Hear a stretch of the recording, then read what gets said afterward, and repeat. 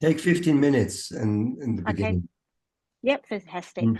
Okay, well, look, thank you very much for giving me the opportunity to give you a bit of a, an ACT Greens take on where we're at in relation to the planning reform process, and sort of where we think the issues are. And I would sort of note that we're having this planning conversation on the lands of the Ngunnawal people and pay respects to elders past, present, and emerging, recognising that there are also other families and people who have strong connections to this land. And I think it's always very interesting to be having these conversations about Aboriginal land that was never ceded. So as I said, the ACT Greens have had a long-standing commitment to really engage with the planning process, because we do recognise how important it is in terms of the shape of our city and how we live our lives. And so we certainly went to the 2020 election recognising that there were some real issues with the current planning system, and recognised that there was a planning review that was already underway and had been going underway for some time. So our key promises around the election was to look at the opportunities through the planning review process to uplift the quality of development, to create more respectful engagement with communities, to ensure that we were delivering development that was climate change ready and more environmentally sustainable, ensuring we were delivering more affordable housing, and better protecting trees, green spaces, and heritage, particularly in terms of how we connected with other legislative legislation. It's going to be a really key priority for us. Community engagement and consultation, and really having a good, clear understanding around the decision-making process. So as we engaged around the planning bill, we had some thresholds. So our thresholds were around ensuring that there was a positive response to the inquiry that happened around the planning bill, which there was a lot of support for the recommendations of that inquiry, that we wanted to see really strong protection in environment and climate, particularly in objects and definitions. We wanted to ensure that community consultation principles were embedded in the legislation, particularly when we looked at this issue of territory priority projects. We wanted to make sure that there was safeguards around that. And we really took on board the strong community discussion around governance, that the need to address governance. And so while it was taken off the table in terms of the planning reform process, that was for us a threshold of moving forward with a new planning act. So people will know that we did agree to pass the act in June 2023. And that was because, in our view, we did see those thresholds being met. And you would remember there was over 100 amendments, both government amendments that we were able to agree with our governing partner, but we also brought a significant number of amendments to the table that were agreed to as well. So that act was passed in June 2023, but it wasn't enlivened until the motion around the interim territory plan. So that's the Planning Act. So then we also had the discussion around the district strategies. And so district strategies are a new element of our planning system, where we sort of looked at the territory plan, which is looking at planning at a whole territory level. And then we looked at the development applications, which we're looking at development on a block by block. And certainly the intention around district strategies was to bring that discussion with the community up to a district level to sort of bridge that gap. Some of the things that I think are positive in terms of the district strategies is particularly looking at elements such as the identification of this idea of a blue-green network. One of the things that I was able to do through my responsibilities was ensure that we were embedding ecologists and researchers into the planning team to really assist to map where our environmental values were across the city and identify them as part of this network. And we also had fantastic community partners like the Conservation Council and the Friends of Grasslands that have done some really important work in terms of sort of mapping an urban biodiversity network, which we really tried to embed into district strategies.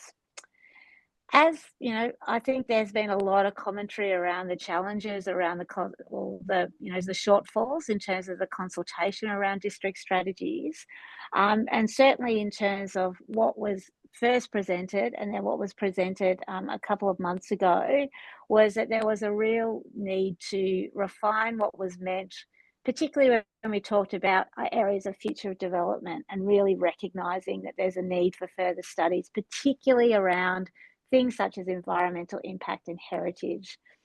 So those documents are really seen to be living documents, and have the potential to be a foundation for better community conversation about how we want districts to evolve and develop. And so the final versions of those were notified in September 2023.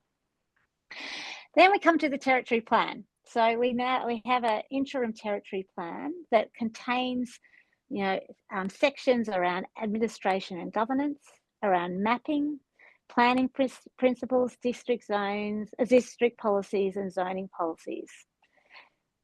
And it's a key area which really outlines decision-making criteria and consideration. So we took a lot of time, and there was a lot of discussions around key elements of the plan through the development. And it was particularly, some of the key areas that we really looked at was what was the connection between the territory plan and the supporting documents, how living infrastructure requirements are embedded into the system. And as you would see, there are some modest zoning changes, particularly around RZ1 and changes to dual occupancy arrangements and unit titling. So the interim territory plan will be operational from November 27, so very shortly. One of the most impactful things I think around the new system is the development of design guides. So we have 3 design guides: the urban design guide, which is really looking at the public realm, the housing design guide that looks at the private realm, and for the first time we have a biodiversity sensitive urban design guide. And so this is really pitched at ensuring that we have design-led decision making, and it does provide a significant uplift in the guidance provided to the sector.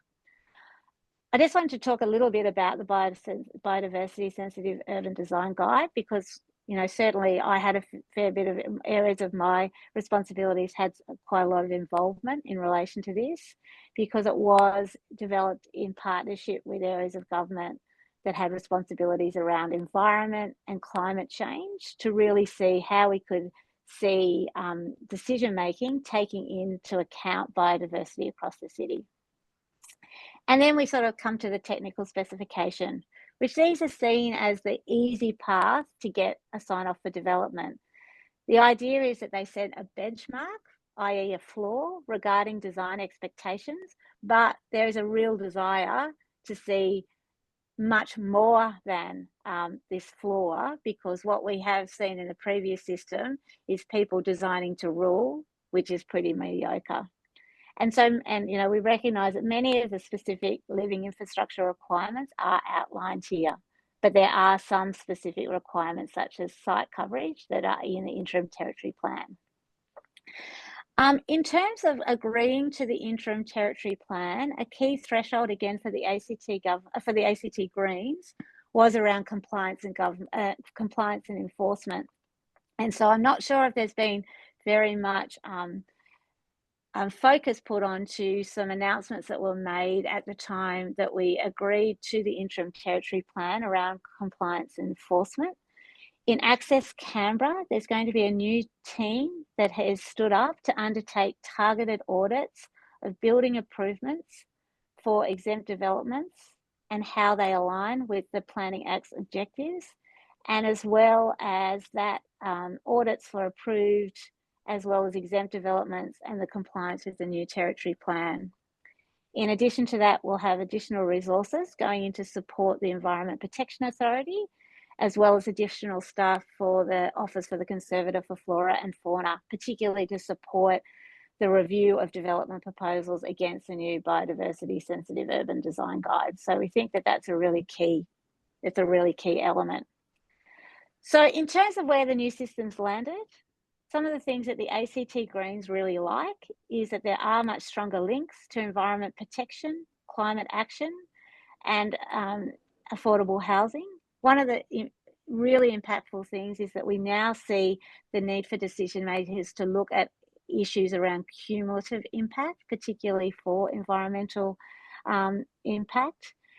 At the fact that there is now the need for the planning authority to be engaged prior to finalised designs, like there's now a 2-pass process for DAs, the design guides, the focus on outcomes to lift design, innovation, and better public spaces, and stronger processes around exempt development. It's going to be much harder to do the loopholes than you could under the current system. However, the things that we're really watching and will be engaging on is how the promise matches delivery. This has a lot of promise, this new system, but it will really be on implementation. We really want to see the evidence around design-led decision making. We will be watching very closely and pushing very hard around the ongoing work around governance, what the review finds and how do we implement that, particularly the delivery of green spaces and living infrastructure, the on-ground experience of enforcement and compliance. And we do think that there's more work to do on zoning to deliver outcomes for both housing and the environment, particularly in RZ2 areas. And we also want to evaluate the impact of the inevitable teething issues that we see. So I'm almost finished. So I think what this means for the Inner North, I think we need to recognise that the Inner North has experienced densification, and this is going to continue. The focus has been mainly around transport routes and around the centres. And for us, a key question is how this happens. Our focus is ensuring that it's done well, that it's design-led, that it's climate resilient, that it reduces the heat island effects, that we ensure that we continue to have a really livable city where we maintain the things that we love about this city. And we are really keen to continue the zoning and the consolidation discussion. So what next? So as I've noted, we've got the governance review that we'll be reporting to government in March 2024, and then we'll need to consider what happens in relation to that. We think that is very important. You would know that the planning committee has an inquiry that's underway, and key elements that will be examined is whether or not the living infrastructure provisions are being protected, and we're confident that they will be able to be delivered through the new system, as well as zoning discussions. So there's public hearings happening on the 6th and the 7th of December. The government will respond to the inquiry in the second quarter of 2024. We'll be monitoring the findings of the compliance audits. And I also just wanted to note there's some really important complementary work that's happening, particularly around the Urban Forest Act going live in January 2024. I'm about to introduce a property developer licensing bill that will really focus on the building elements before the end of the year. And there's some other complementary legislation as well. So that's like a whirlwind tour of where we think the planning system has landed. And I really apologise that I didn't have a presentation to support that, but really happy to take some questions.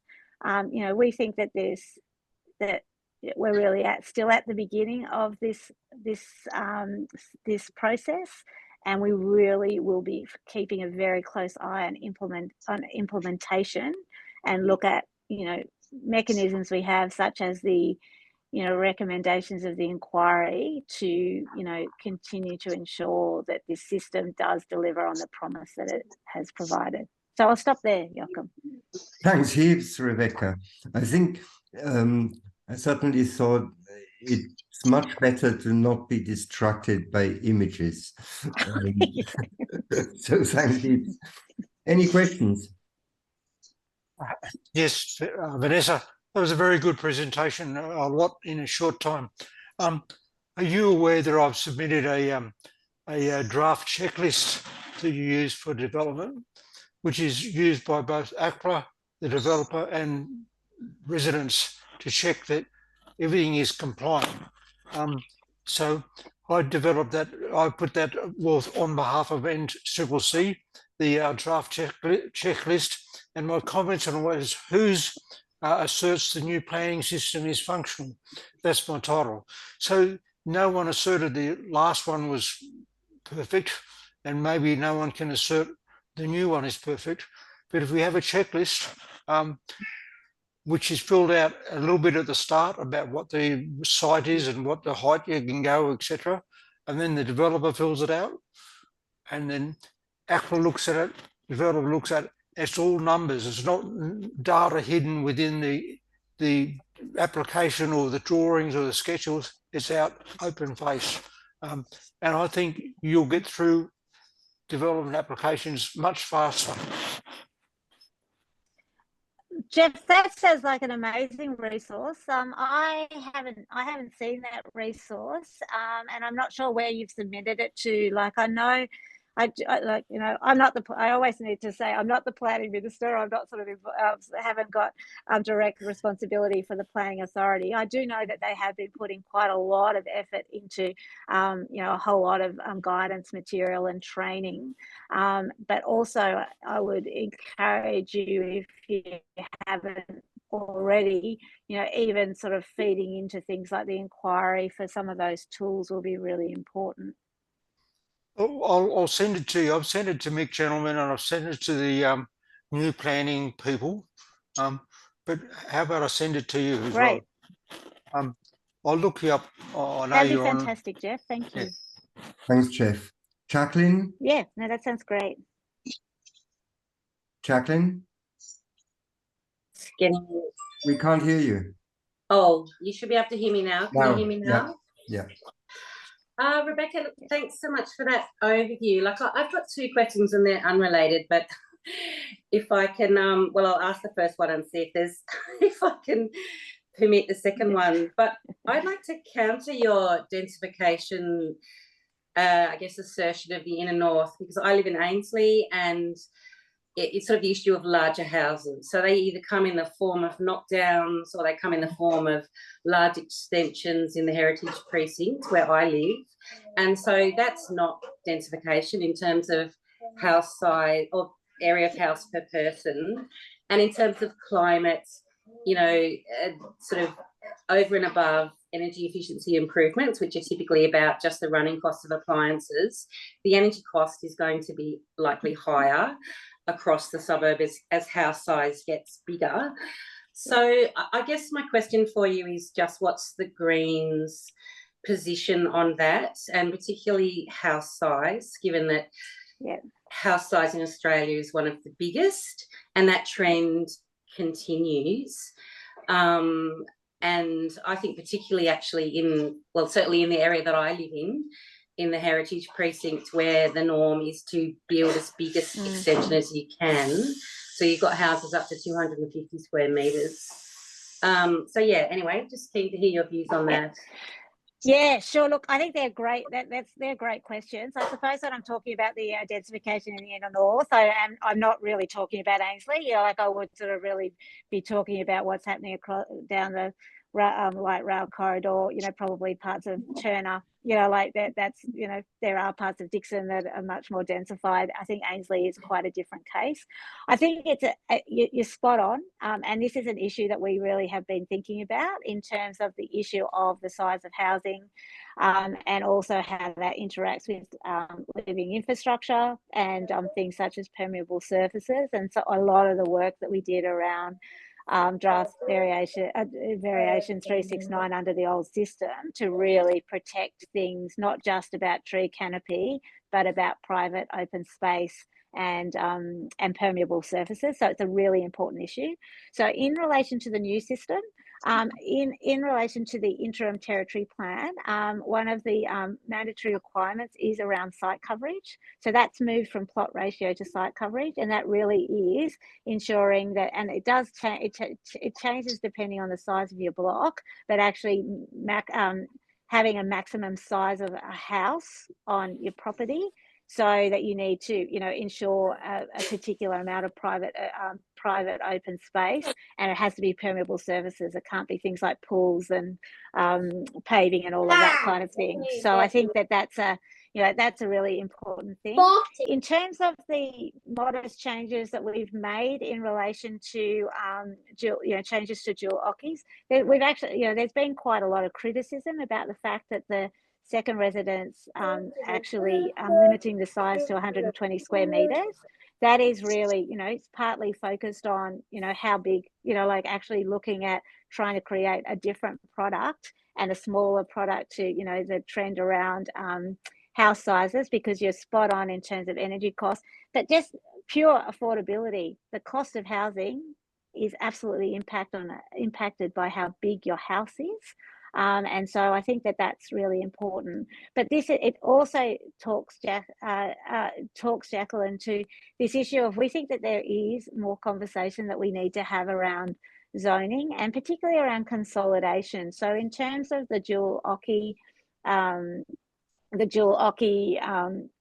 proposal, that is still pretty low density, and we think particularly for some areas, and I'm not sure that if people have seen some of the really interesting work that Richard Johnston, who's over in the South Community Council, has done in terms of looking at what we might want to have a look at in terms of, particularly in areas where it makes sense, more medium-term development. So looking at, like, some of the things that are happening in some of the areas of Dixon, that is more, like actually looks at smaller homes, and sort of more, that medium density. I think one of the challenges that we have at the moment is that your two choices are generally an apartment or a freestanding house, and there's not a lot in between. So we are really sort of looking at how we can create different options. The dual occupancy changes in the unit title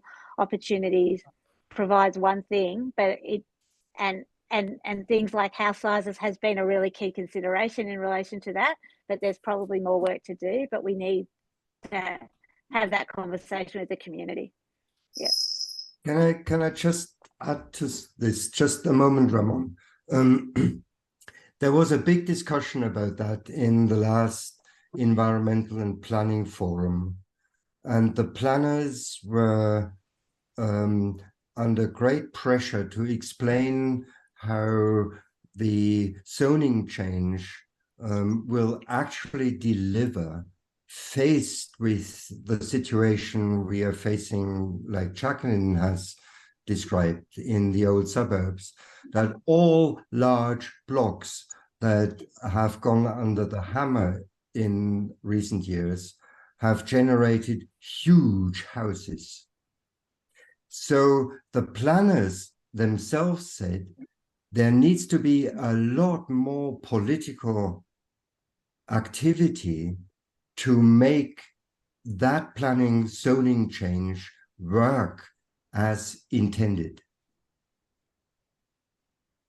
Yeah, look, I would agree. I think, I do think it's pretty modest, and I think that we need to have some, I think there's appetite to have a bigger conversation, because there's only a few areas that it won't deliver what we need in terms of affordable housing. Yeah, unless you make large houses unaffordable.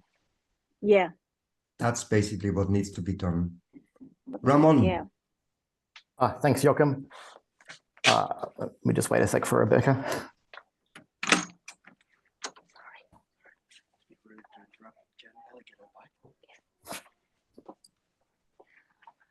I am so sorry. I'm in the back room and someone needs their bike.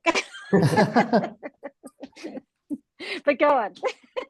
Yeah. Hi, Rebecca. I had a bit of a follow-up question on the dual occupies. I think it's a really good policy in principle. I think it's a good way to kind of gently increase the densification of kind of low density suburbs. But I wonder how it's going to work in practice for housing affordability when, in order to take advantage of this policy, a property owner probably has to pay maybe tens of thousands of dollars in lease variation charge in order to take advantage of the policy.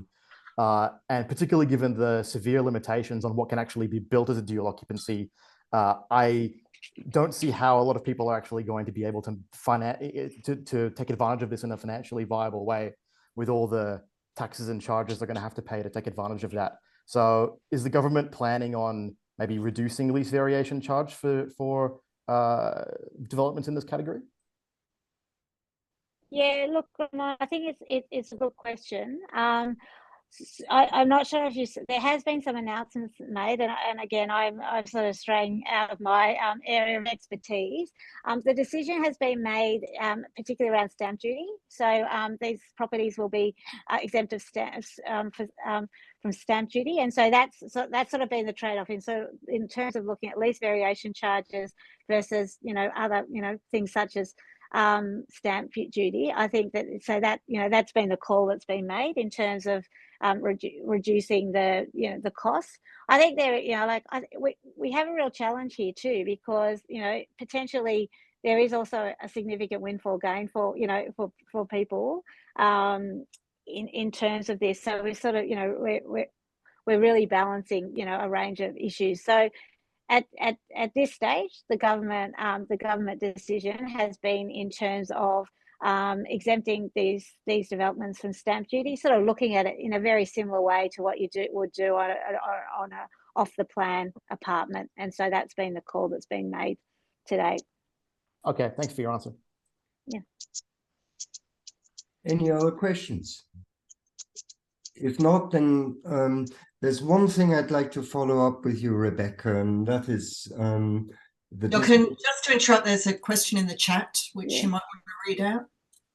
Yes. Do I know how? Okay. Yes, I'm just looking at it now. The one from James Connor, and this is I'm happy to read it out and then provide my perspective. It's around the Ainsley Football Club and the redevelopment they've proposed at the moment. They face having a 10-story apartment blocks built opposite to us. This is completely outside the character of Ainsley and what should be allowed to be developed. Townhouses or 2-story max would be reasonable, not massive apartments. I'd like to know what sport and recreational reserve has to be abolished with no consultation to allow. Why it has been abolished with no consultation to let them know whatever they want, and how will you empower residents to stop being built over by 10-story apartments? Okay, so in relation to, I'm not sure around the query around a reserve zoning being abolished with no public consultation. Certainly my understanding was that the Ainsley Football Club were going through a draft variation proposals around their childcare centre. I know they've got a master plan that they've put out, but that has no statutory status, and they would have to go through the planning process in order to deal with that. And again, I'm going, because I'm not a planner and I don't know the specifics of the zoning requirements on this land, but they would, in terms of the proposals that they have, they would need to go through the planning process. So there's quite a significant process around varying zoning and that sort of thing, which would be not dissimilar to what occurs now. So I can take some of the detail of that question on notice and get back to people in terms of if there's specific things about where the status of that development is at. But I would say if it's in the independent planning authority system at the moment, that's where it gets really tricky for us to get involved in, because it is a statutorily independent, and as a politician we can't get involved in that at that point. But I can certainly take on to find out where it's up to. Thanks, Rebecca. Ian, unmute yourself. I've just unmuted. Thanks, Joachim. Hi, Rebecca. Thanks for your presentation. And yeah, thanks for all the work that the Greens have done around climate and environmentally resilient insertions into the territory plan. Just to pick up, I've got two questions. One, to pick up on what James Connor's saying.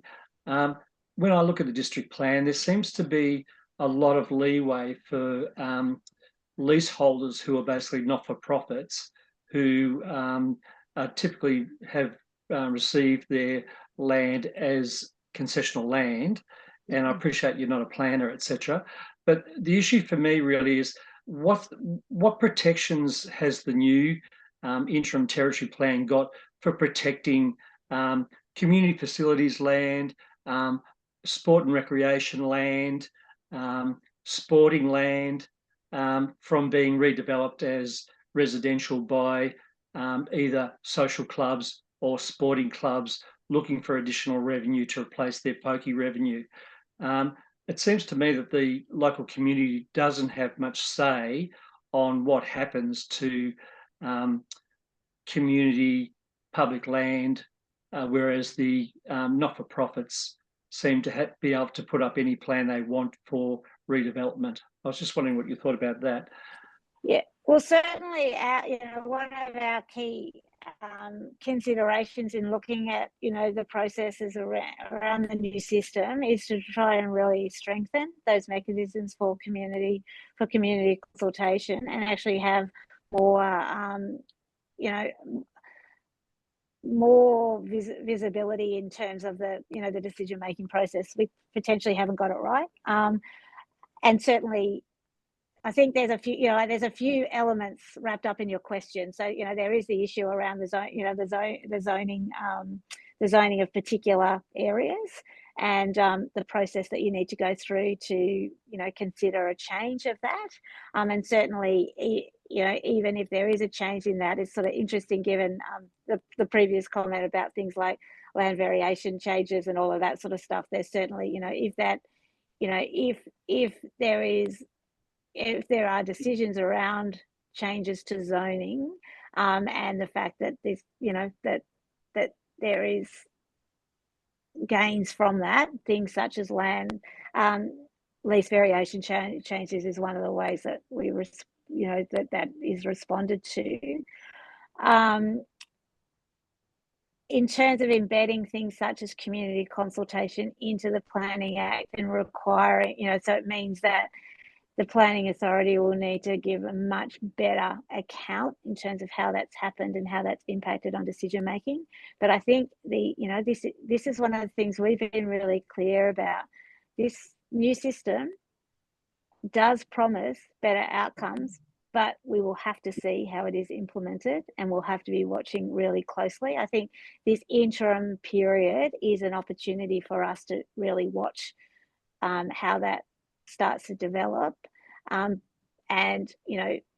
we're not quite sure how different it will look with things such as draft variations when they will inevitably come, that we know that people will be looking at, and there will be a range of perspectives on particularly how areas might actually make sense to look at a change of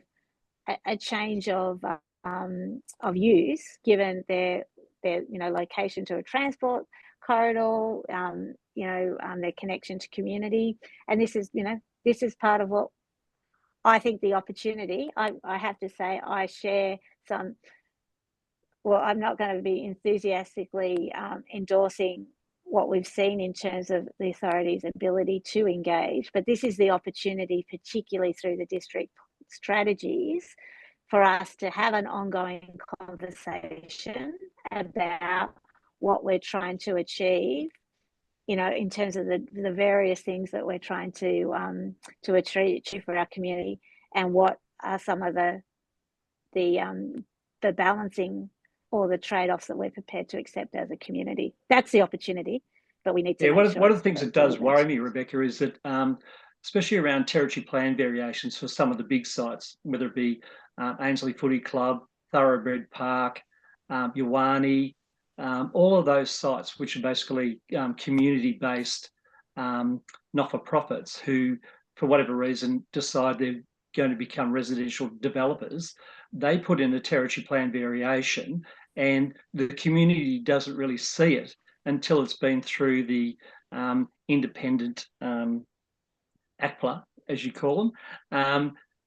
And I think then, unfortunately, the job's done by the time the approval is given by ACPLA, and there's very little opportunity for the community to say, well, there is an alternative vision for that site, and it might be a lot more affordable housing, a lot more green spaces. It might be a high school or a primary school. Those decisions aren't basically entertained.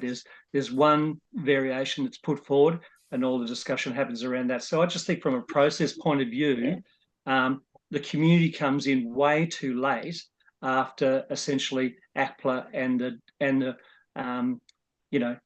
racing enthusiasts have decided it's going to be a really big multi-unit development, surrounding a horse track, for instance. So I just think there's something not quite right there that needs to be adjusted. And I thought the Greens would be pretty interested in how to make that process, in a sense, controlled by the community rather than controlled by the current leaseholder whose lease is all about horse racing or all about community footy or all about golf. Yes, sorry. I absolutely agree, Ian. Absolutely agree. More bicycles. Yeah, it is now. Yeah, whatever it is. At the moment, you get one choice, and that's a multi-story bunch of units. Anyway. Yeah. No. Thanks, Ian, for your comments. Look, I think that again, I think that it is still a proponent-driven system. That is a reality, and I think it does become quite difficult, particularly when land is in private, when land is in private hands. And we do have some of the, I think all of those circumstances that you've mentioned are, that is land that is in private hands.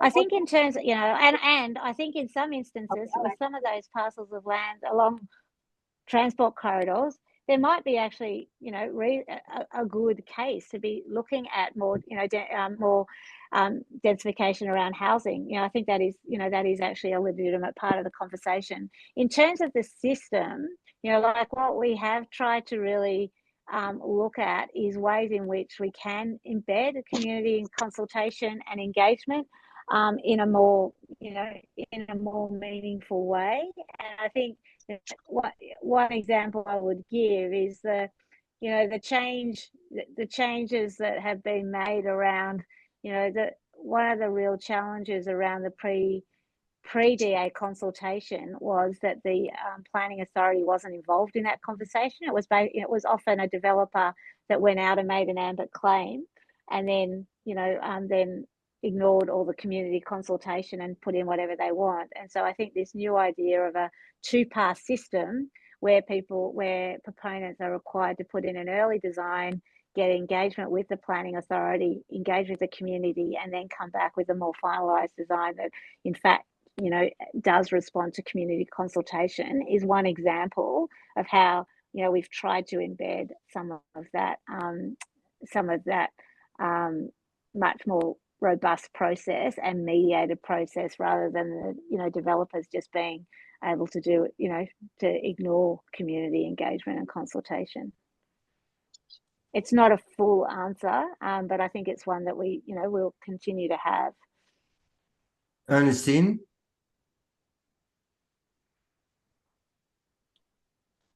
Hi, thank you, Jochen. I personally don't agree with the removal of the pre-DA consultation. I think it did have a place in the system.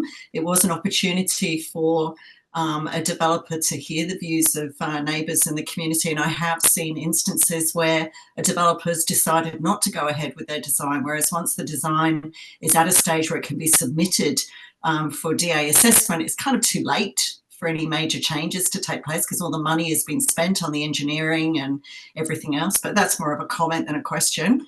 But my question is actually around the Signs General Code, which has been removed from the planning system.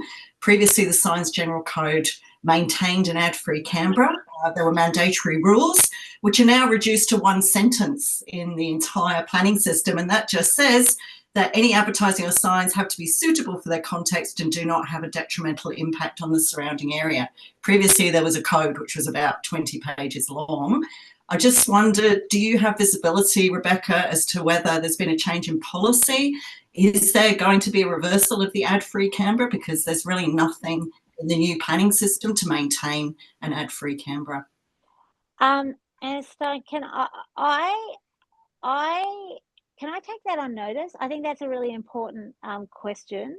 And I feel like in the back of my head, I've heard someone say something about this, and there was some work that was going to ensure that that policy was protected, because there hasn't been a shift in policy.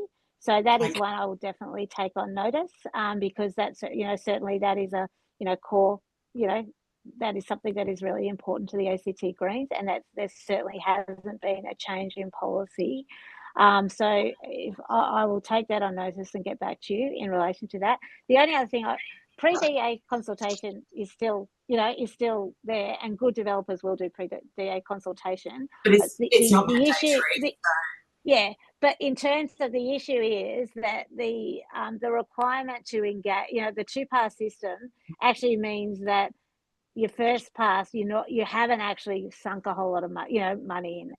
So that, like that's certainly the, again, trying to get the balance. But I take on your comment. Yeah. Jacqueline. Thank you. Hi again, and sorry, I'm going to come back with my second question, if that's all right with everyone.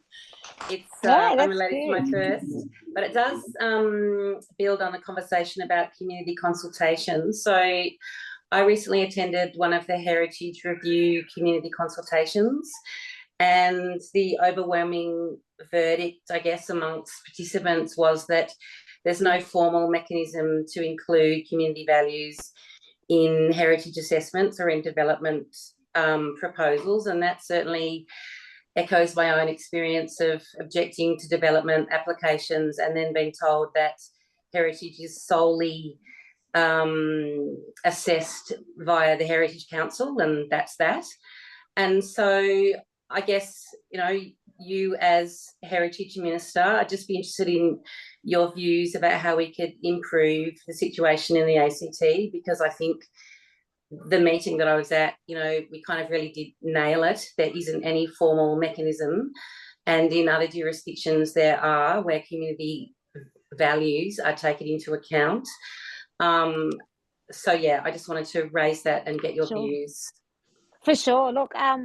Look, heritage and how the heritage system in the ACT, we could probably take up another couple of hours talking about, and I'm actually really happy to come back at some point in the next little while and have a discussion around the Heritage Review, because, look, I absolutely agree that our current heritage system is a system that's not fit for purpose.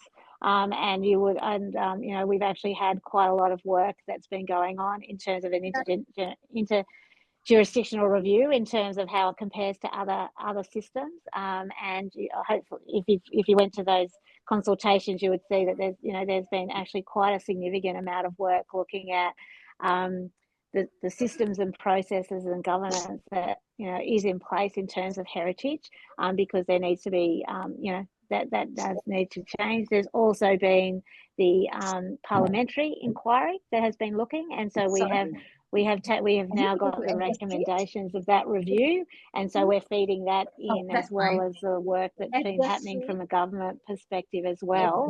So we are actually right now working through a big package of reforms, and so that's working. That will happen over the next couple of months, and as we look at those changes, I'd be really happy to come back to the Northside Community Council and talk through what we've found and where we've got to with that work, because it has been less than ideal, and we are doing we're already doing quite a lot of work in terms of we've put in more resources. We're really looking at some of the systems. I'm not sure what this council's perspective is, but I do think in terms of the new approach that's being taken by the interim council has really, you know, they're actually more visible in terms of their engagement. And they were in the South Community Council, for instance, this week, but in the last month, in terms of really looking to improve that community engagement. So I would say it's a work in progress, but there's a lot of work happening in that area, and really happy to update this group when we've got a little bit more time. Okay, thanks for that. And that'd be great. I'd be keen on an update. Very okay, interested great. in heritage. Yeah. Look, Thanks. in the interest of time, I'm allowing one more question, and that is me. Sorry, Ramon. I just want to make you aware, Rebecca, that although you and us, I think, see these district strategies as an interesting spatial way of engaging community, the planners see it as already having gone through community consultation, and that's it. You need to watch that, I think. Mm. Yeah, look, I think it's a really fair point. Like, I think we've got a lot, you know, we would do things differently, Joachim, in terms of how we might engage. But I think it does provide a foundation, you know, like I think that it does provide us with a foundation and a bit of an anchor point to come back to. And so I think, you know, while, you know, the planners have control of the system, also, you know, we've now got that foundational document, which is which I think as community, there is a real opportunity to push a much better conversation with community around, you know, what we're seeing from a district perspective. I think, you know, I have always been really honest that I think we've got, you know, with the challenges that we have in front of us, we have some really difficult choices to make. And we have some difficult conversations to have as a community. I don't think we should back away from those discussions. And I think if we have them in a way that's really respectful, it can be a really great process. But, you know, there are some hard choices for us to make. Yeah, and the district plans provide a platform to start talking. Yeah. Yeah, okay. Thanks heaps, Rebecca. Not a problem. Look, it's been great to chat to you. Sorry, I hope I feel like I've taken a lot of time, but No. planning is important. I make it up by a very crisp AGM. Fantastic. And if that's okay, I might jump off the call. I'm actually in another meeting. Well, although some people are leaving, so maybe the meeting's finished, but I've got another one to go to after this. So thank you very much, and really great to speak to everyone. If people have other questions, please, or at any time, please reach out, and we'll do our very best to respond.